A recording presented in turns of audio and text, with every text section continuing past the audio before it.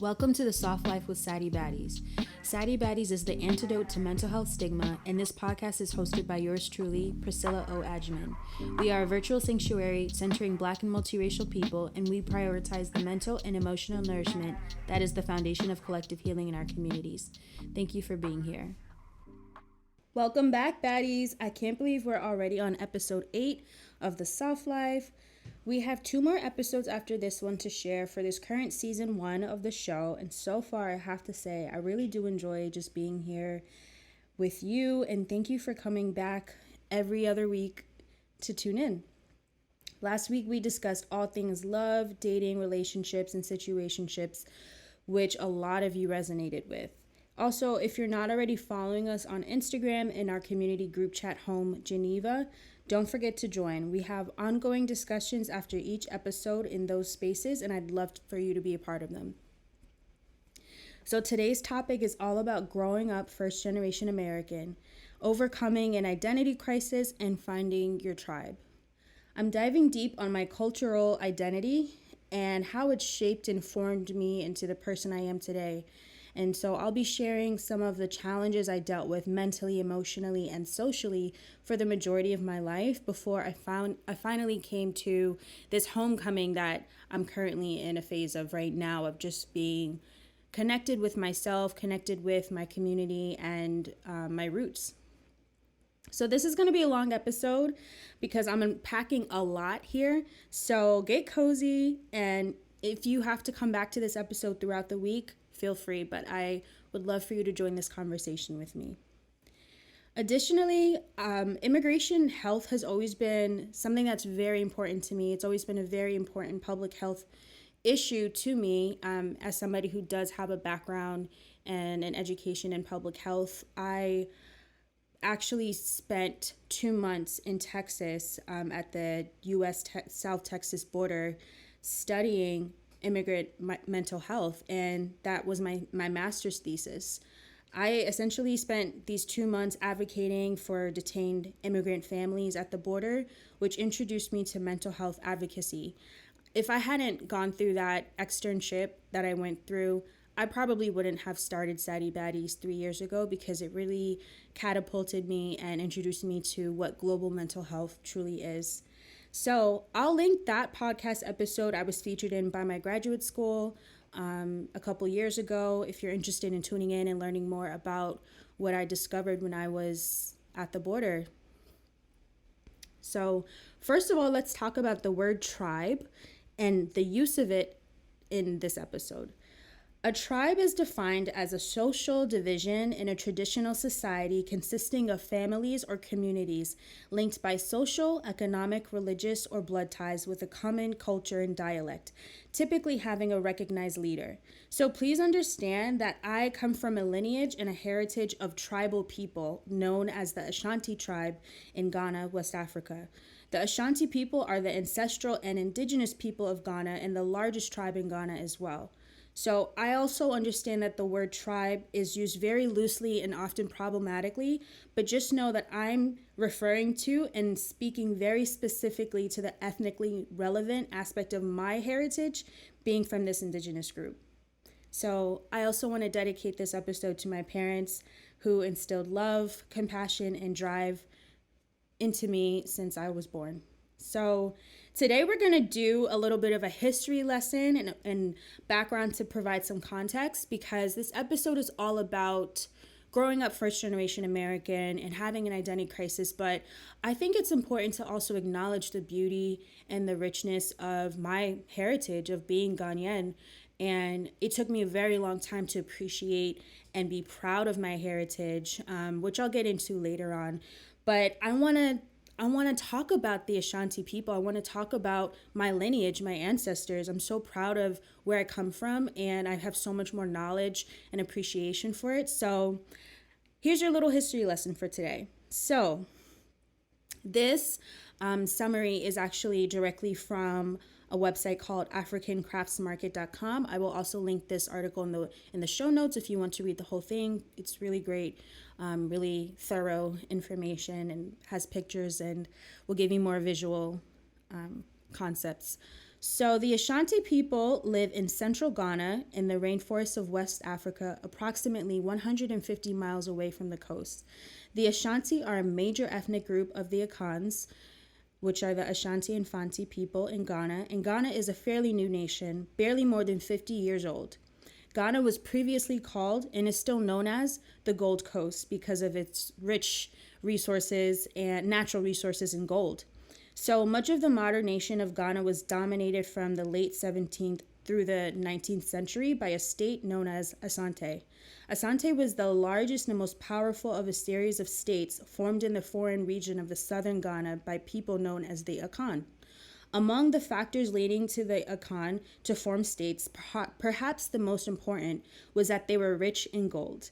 It is now politically separated into four main parts. Ashanti is in the center and Kumasi is the capital.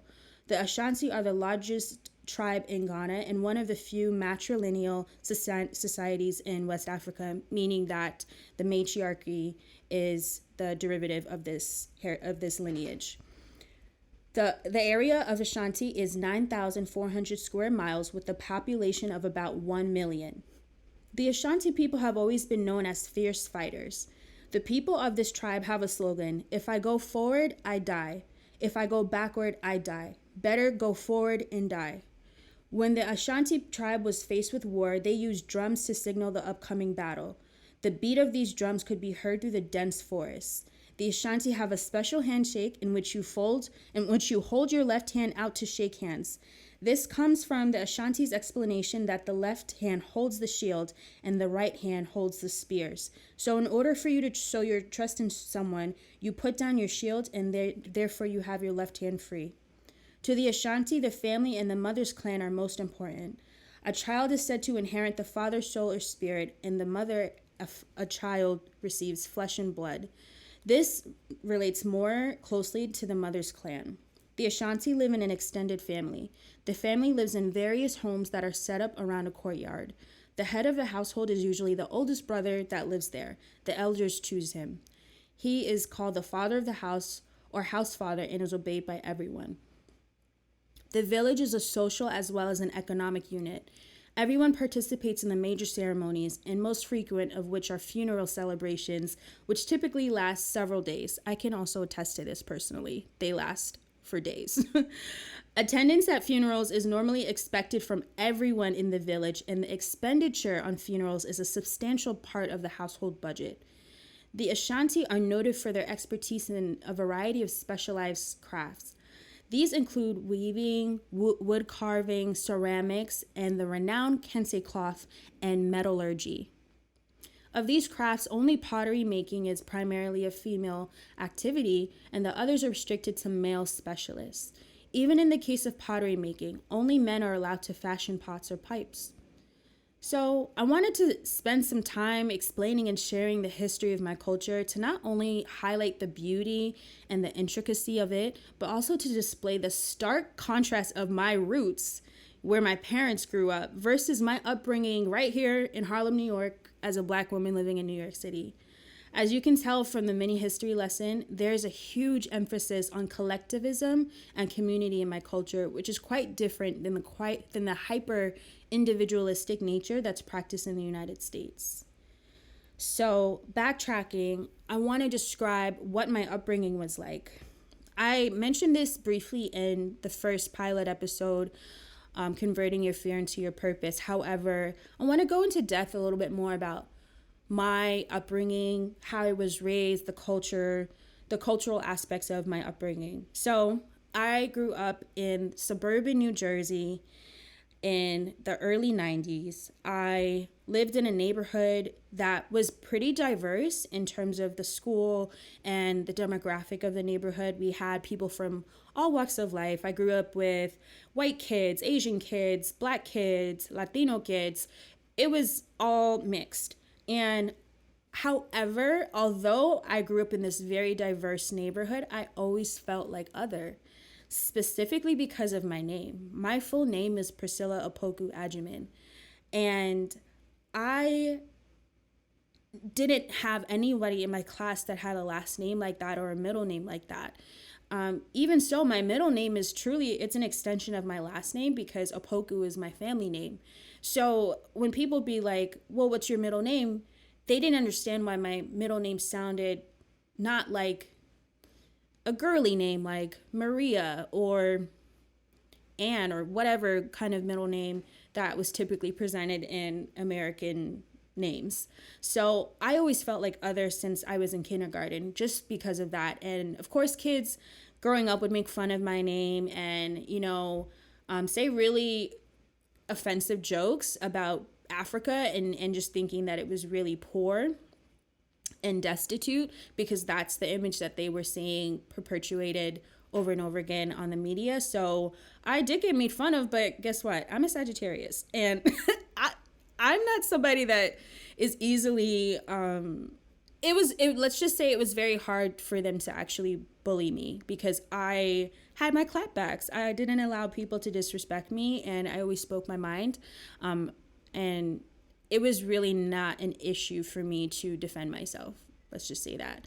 So regarding my upbringing, my parents speak Tree, which is the native tongue in the Ashanti tribe in Ghana. And so I just remember growing up and having them speak this language that I never saw in textbooks. I didn't see, we had language classes growing up, primarily Spanish, German, and French, but there was no classes to take Tree. I didn't know anything about Tree unless my parents spoke it to me. So my parents would speak to each other, and to this day, they speak to each other in a mix of English and Tree. They'll go back and forth from speaking English and Tree, and go back and forth, and it was like this dance that they were always doing.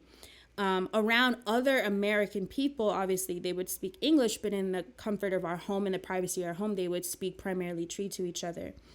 My mom was always cooking. To this day, she's always cooking. There's always a fridge full of food, jollof rice, plantains, yams, stews, soups.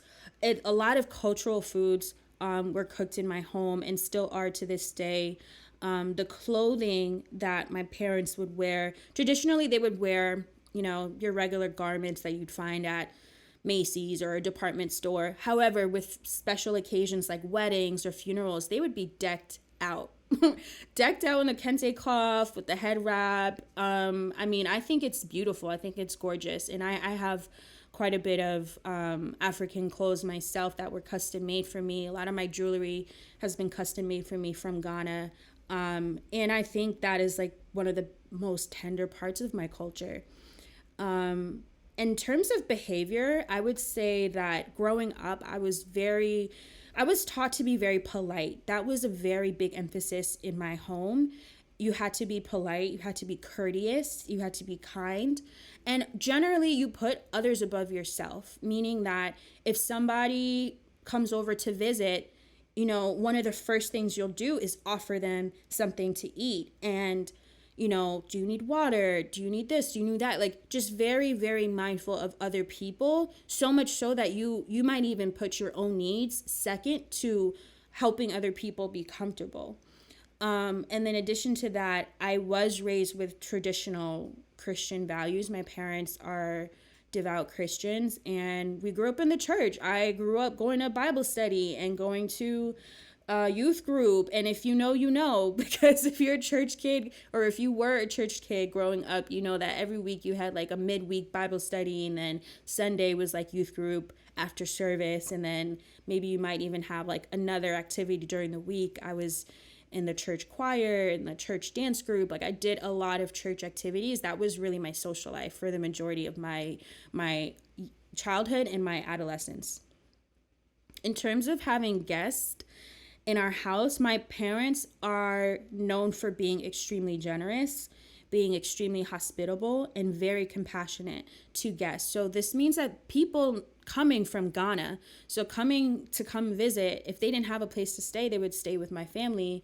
My mom was always cooking. My dad was always running errands. And both my parents were very involved in the church, and they still are. My dad, growing up, I remember him going to go preach and to encourage, people in the nursing home, these, elderly people who probably didn't have a lot of visitors coming in. My dad would go visit them in the nursing home, and he would often be the person that would go visit sick people. If they were in the hospital at church, they would have a few people volunteer to go visit the sick people who were in the hospital. My mom would cook for these people. Like, my parents are just like very community focused people, and like that is a very big value in their lives, and obviously that was passed down to me in a lot of ways.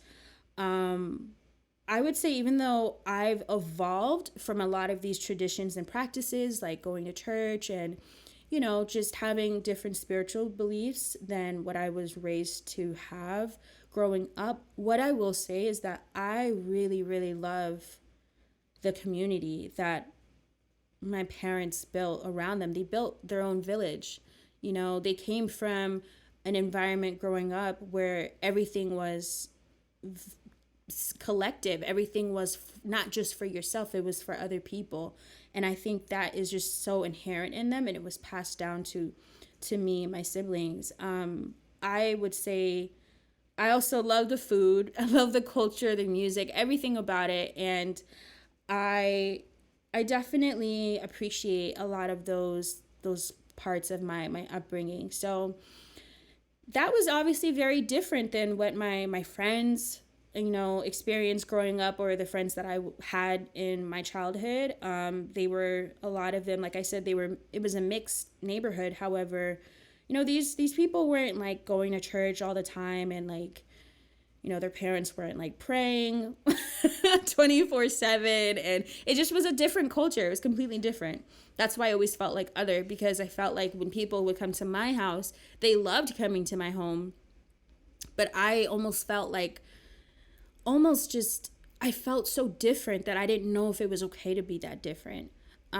My mom is also a mental health advocate herself, and I just remember her, when I would be in middle school or high school and I was overwhelmed, or I had a big exam coming up, she would advocate for me. She could tell when I was exhausted or burnt out, and she would say, "You look like you need a break," which to me was huge, because I didn't even know that I needed that time and I needed that mental rest myself. However, she saw that in me, and she would, I looking back, they were mental health days. She would say, "Do you want to take a day off from school and just like regroup?"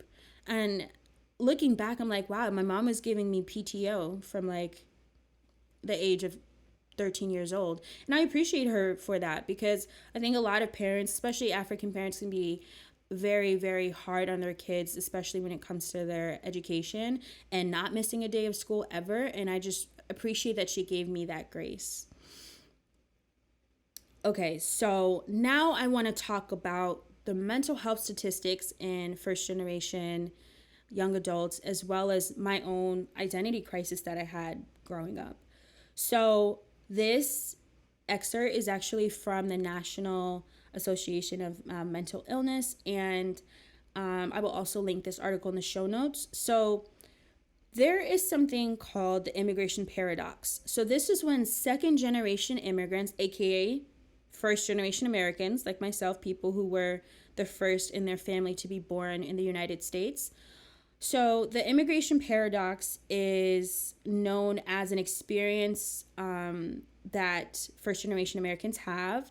And although trauma and stress are common in first generation immigrants, children born in the United States to immigrant parents have even higher rates of mental illness than their parents.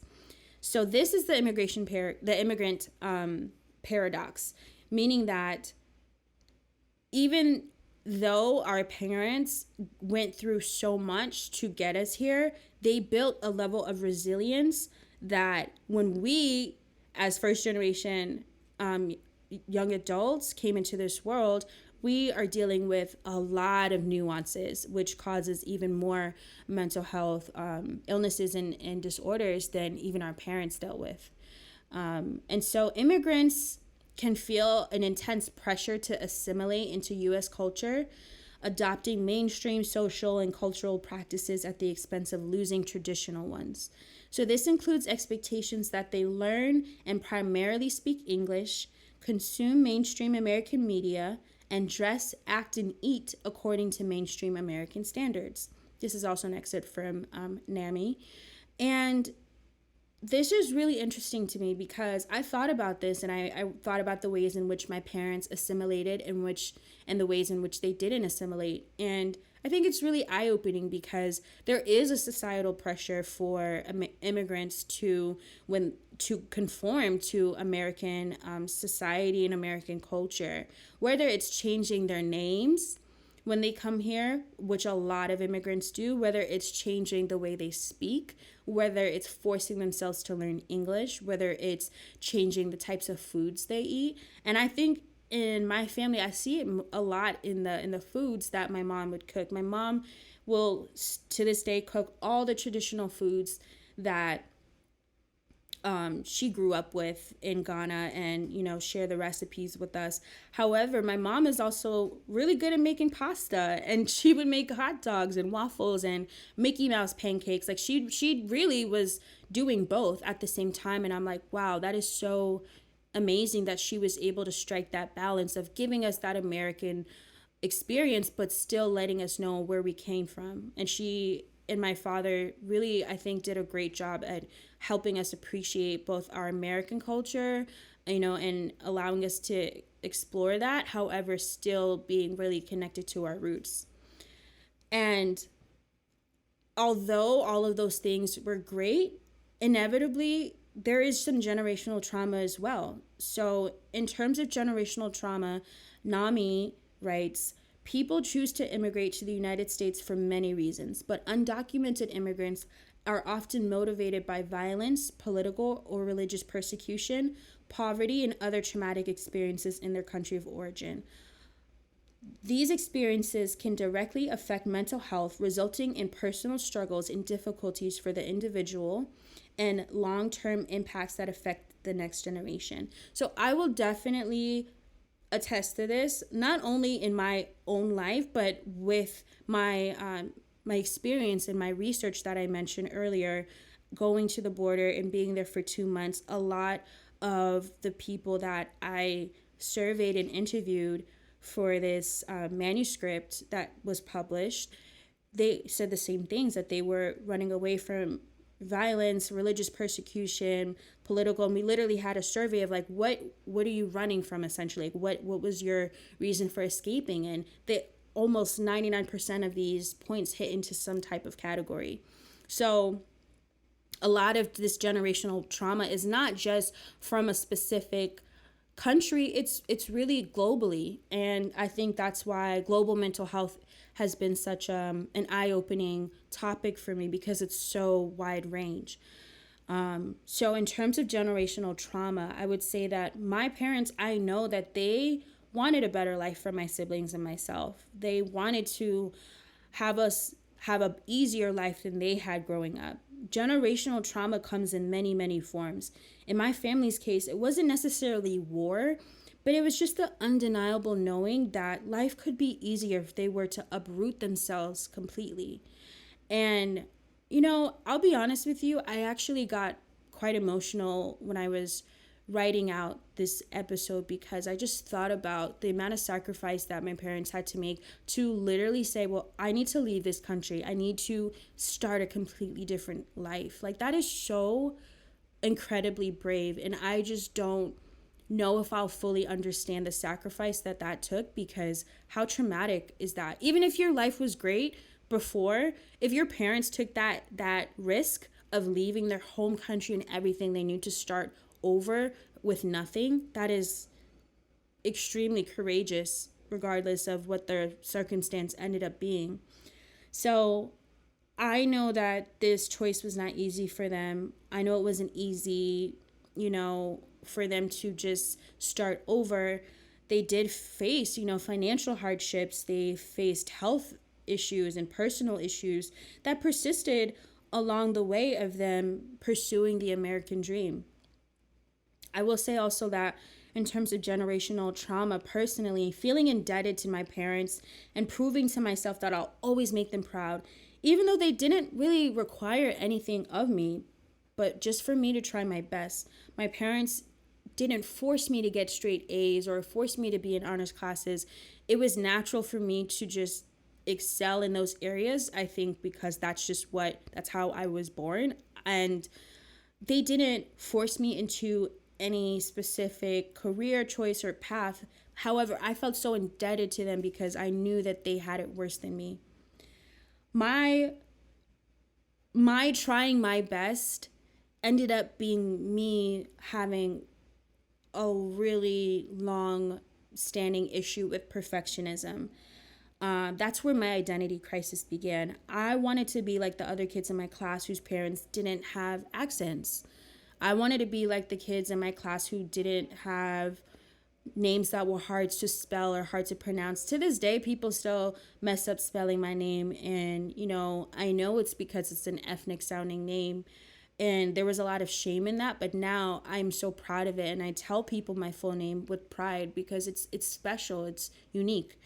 I would also say that growing up, I really tried, I internalized being around a lot of white people. Even though it was diverse, like I said, it was still a predominantly white neighborhood. I wanted to be the straight A student. I did have a period of time where I felt very alienated from my roots. I remember growing up, people saying that I was a white girl, I talked like a white girl. And, that really was, it was hurtful because I didn't understand why me having certain interests or me having a certain academic performance made me white.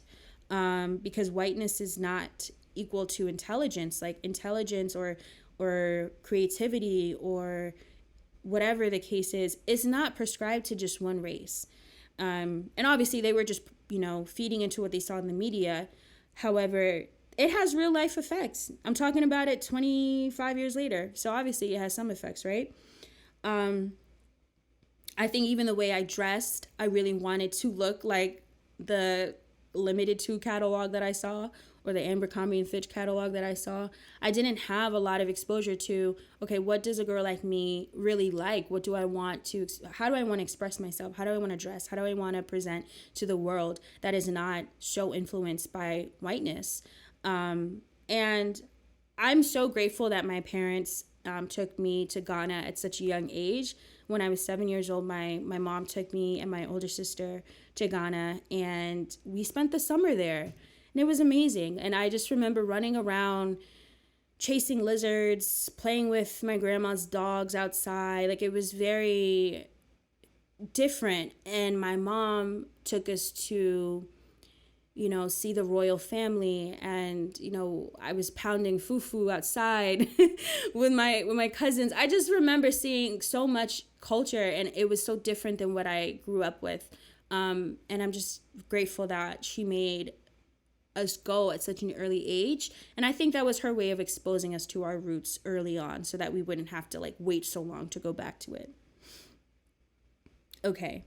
And obviously there's differing cultural beliefs when it comes to being first generation American. This is also an excerpt from NAMI. A person born in the United States to immigrant parents may experience conflict between these attitudes, beliefs, and values of the parents' culture and those that are more prevalent in the United States. Parents will often try to preserve their cultural roots through maintaining beliefs and practices from their home country, while the U.S.-born children may separate or dissociate from their parents' beliefs due to a lack of strong connection to the country of origin or a desire to be more American. Because cultural beliefs and practices have deep roots and are often fundamental to a person's identity, it can be hard to discuss and resolve differing perspectives and viewpoints within the family. This is so true. I really saw a stark contrast in my cultural beliefs by the time I turned 21, I would say. So I was still in college, but I was, ending my years at college, getting ready to graduate. In college also, I want to talk about my college experience briefly because it really did shift my identity. I got out of that identity crisis finally when I was in college. So I know I mentioned before how I felt like I was very whitewashed and I just was so disconnected from my roots and whatnot and the way I was dressing. When I went to college, I became friends with the most Black people I had ever been friends with in my life growing up. I always had Black friends throughout middle school, high school, but I'm talking about like close friends, like a whole group of friends where everybody kind of looks like you know? And I met other kids whose parents were from Ghana or Nigeria or wherever when I went to college. And so that was a huge shift for me. And even though my group of friends were American for the most part, majority of them, except a couple of them were also first generation American. For the most part, I felt more connected. I felt more myself.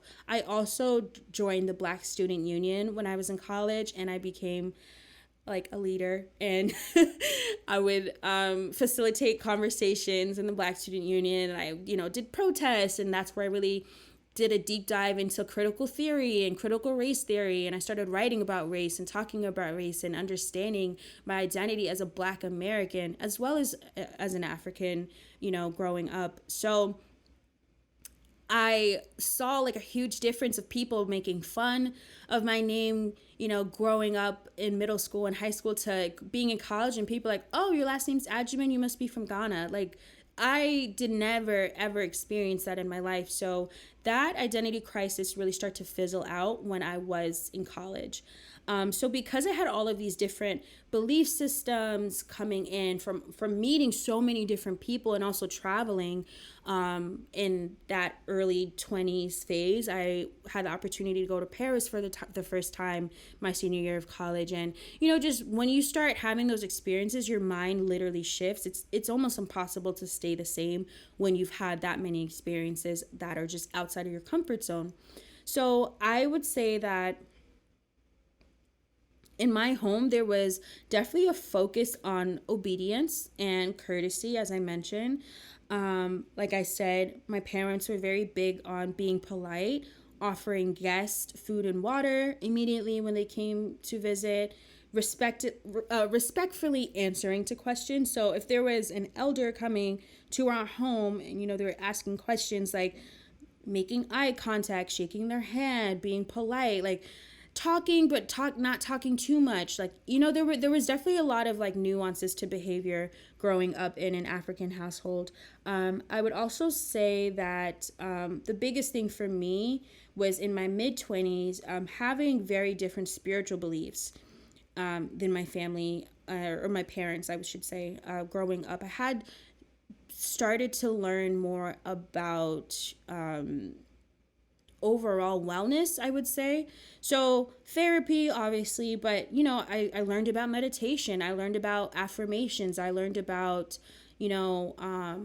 negative self-talk. I learned a lot about just mental health in general. And although my parents supported it, they were happy that I was on this path, they didn't grow up with that, so this was just different for them.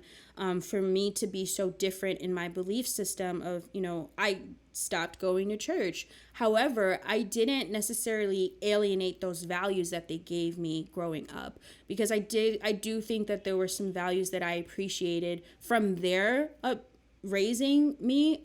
However, I started to look at things differently, and politically as well. I think my political views changed over time, and I do describe myself as a very liberal person, as a very accepting and inclusive person. And I don't tolerate certain things like homophobia, transphobia, racism, religious intolerance. Like, those are just things that I don't accept, and they're not a part of my value system. So traditionally, obviously, there's going to be some contrast between the way I was raised growing up versus my views now. However, I think that there's a lot of appreciation for what those values taught me. However, I have learned to create my own belief systems that support who I am today. I also found it hard to learn how to just focus on myself and really learn how to be an individual. So growing up, obviously, you want to please your parents. You want their approval for everything. You want them to pat you on the back and congratulate you for every little thing. However, it is okay to create your identity outside of your upbringing without abandoning your culture. It's really a balance between appreciation for that culture and growth. Accepting that your parents did or are doing the very best they can with how they were brought up. I think there's also room for prioritizing your own mental health and your needs as an individual. And I think these conversations are hard. I'm not going to lie. I've had a lot of these hard conversations with my parents about who I was and like growing up, what I was struggling with to still accept. And it's okay. It's okay if these things change. You're an adult. You're not going to be the same person you were 10 years ago. And if people in your life are having a hard time like accepting that, it's okay for them to have a hard time. However, it's not okay for people to disrespect you. So I think that's where there's always should be a fine line of acceptance and respect. You don't have to agree with someone in order to respect them. So I learned to advocate for myself, to speak up. I learned how to say no. I learned how to create boundaries, healthy boundaries, through the help of therapy. And I learned how to communicate more effectively, because I will say that in the time of my life where I was struggling to accept myself the most, I also was very distant from I didn't have the relationship that I have now with my parents. I was definitely more distant. I was a little bit more alienated in my early 20s, and then I came to a point where I wanted to have a healthy relationship with them, and we had a lot of hard conversations, but it was so beneficial, and I really appreciate them for accepting me for who I am and just loving me wholeheartedly and unconditionally, and I'm really grateful for that. So I would also like to suggest and encourage you, when it comes to like finding your own identity and going through that identity crisis, you might have to go through a period of reparenting. And reparenting is essentially the process of becoming an adult that is independent. When you make the decision to want to have a certain lifestyle for yourself, or want to have a certain mindset or behavior for yourself that is going to be conducive to your growth, reparenting is part of that process, because depending on how your upbringing was, you may or may not still be in alignment with that discipline or that upbringing that you had. And there's nothing wrong with that if you need to make those changes in your life so that you are responsible for yourself. After a certain point, your parents are not responsible for your decisions. You are. So that reparenting phase that I went through that when I was about 25. So it's not as young as I thought it was going to be. It wasn't like 21, 22. I still think I was very much dependent on my parents' approval and their guidance in a lot of ways, and they still guide me, but it's different now. It's more like coming from wisdom and their knowledge versus permission. So for me, how I went through reparenting myself, when I started going to therapy, I started having new habits and routines, that came through my wellness routine, talking about my feelings openly, communicating more effectively, changing my diet, changing the people I was hanging around, like reparenting myself, creating new rules for yourself. And think about what a parent does for you. And then when you come to an age of, however old you are that you feel is appropriate to adjust that, you're basically passing over the baton from your parents making those decisions for you to yourself. I started doing more things for my inner child when I went through this reparenting process. So I will also link the topic of reparenting in the show notes. I covered this topic a couple years ago and a lot of people resonated with it. So I'll be sure to share that with y'all. Okay. Last but not least, let's talk about finding your tribe, aka finding your chosen family and your community. So differences in the upbringing that you have compared with other people in your life can make you feel really isolated, make you feel really lonely, can make you feel very awkward. For some people, it even causes them to be bullied. But however, learning about your culture and sharing what you love is really helpful. It should be an organic yet intentional process. So my suggestions for finding your community or finding the circle of people that will help you to go through life is, first of all, to travel. If you have the capability or the resources to leave your hometown, by the time you're, a young adult, do it. I think leaving your hometown is one of the best ways that you can really extend your knowledge, and you can start to immerse yourself in different cultures. You can start to immerse yourself in different mindsets, different viewpoints, perspectives. The list goes on and on. You just see different things. You can just change your scenery. That does so much for us, like spiritually, emotionally, mentally, socially. Leaving your hometown is huge, because for me, that real shift happened, like I mentioned, when I started going to college. I grew up in the suburbs up until the age of 18, and then at age 18 I moved to New York City, and I've been here ever since. So I've been here for almost 12 years. And it's crazy how much it literally changes you. It changes the way you talk, it changes the way you act, it changes the way everything. It really shapes who you are. And that's why people really do, I will say, that's why people love New York so much, is because it's one of those cities, and there are other cities like this in the world, obviously, but New York is just different in that way. Like, New York just, it just catapults you into changing who you are in a way that makes you closer to your most authentic self. I really believe that. I think that me moving here, and maybe this could have happened anywhere in the world, who knows, but I know specifically that me leaving the suburbs at 18 and living here and starting a whole new life here and setting roots here has completely changed me. And I think that traveling is one of the best ways to start introducing yourself to that. If you're really unhappy of where you are, your hometown, make a plan, save up money, and do what you need to do. Create a plan so that you can explore different parts of the world, and you don't have to stay where you are if you feel like it's limiting your growth. There's also different scholarships for students, obviously, to travel and whatnot. But honestly, if that means you just prioritizing wanting to have a different life experience than what you know, that's fine. And I also want to remind myself and anyone who's listening that traveling doesn't necessarily mean you get rid of yourself, right? You take yourself wherever you go. So if you have some real deep-rooted trauma, or you have some things you're unpacking, it's not going to go away just because you're in a different time zone. You're still going to have to deal with that, even if you're by the beach, right? Like, you're still going to have to deal with those things. I just think that changing your perspective, changing your scenery, and living and challenging yourself to grow up outside of your comfort zone is really where a lot of growth happens. Okay, so second, besides traveling, finding your tribe, is connecting with like-minded people. I went through a lot of motions with friendships. Y'all already know that in the episode about friendship breakups. So I have learned what types of people make me feel safe. And I tweeted this before, but I've pinpointed that the types of people that make me feel safe are people that my inner child feel safe with. If my inner child feels safe, if 5-year-old Priscilla feels safe around you, then I feel good around you.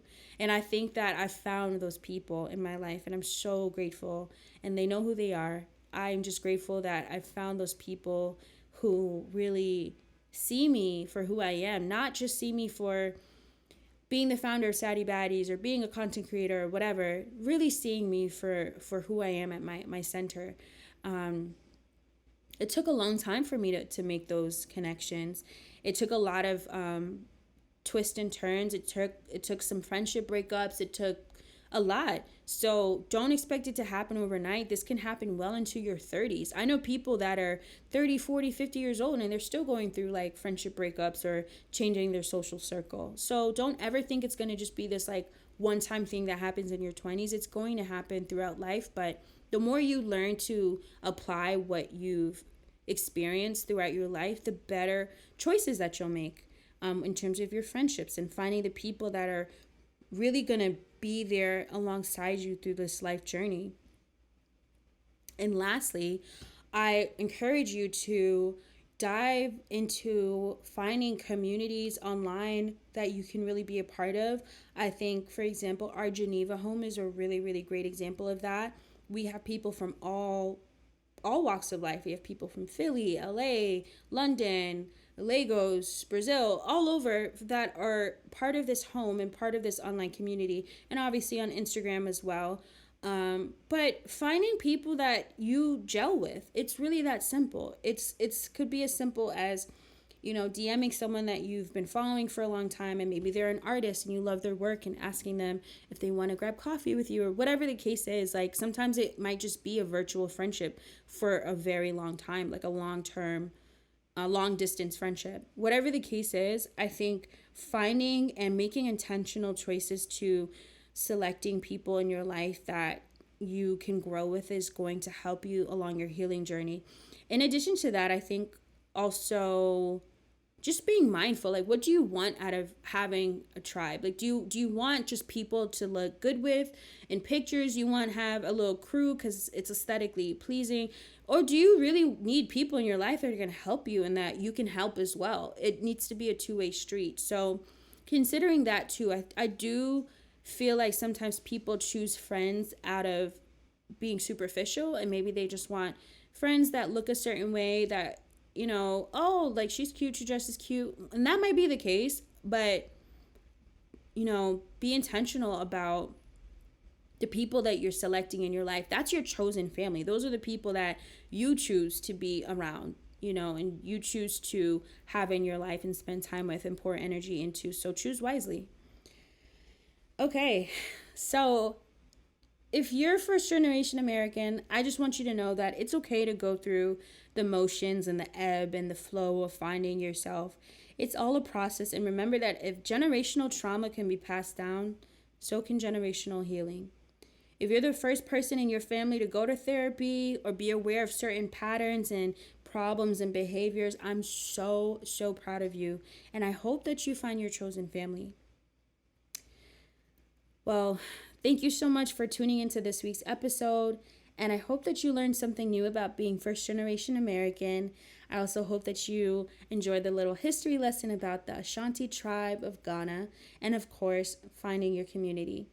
I've been looking for ways to share this topic and my thoughts around it for so long, and I'm just grateful that I finally shared this with you today. I don't even think I've written about this, on Instagram. I haven't really made a post about it because there's too much to put into a 10 slide carousel. So I'm grateful that I've given myself the space to finally write out this topic and to share, my experience being first generation American. I think it's such a huge part of my identity, and I'm so proud of my culture. I'm so proud of where I come from.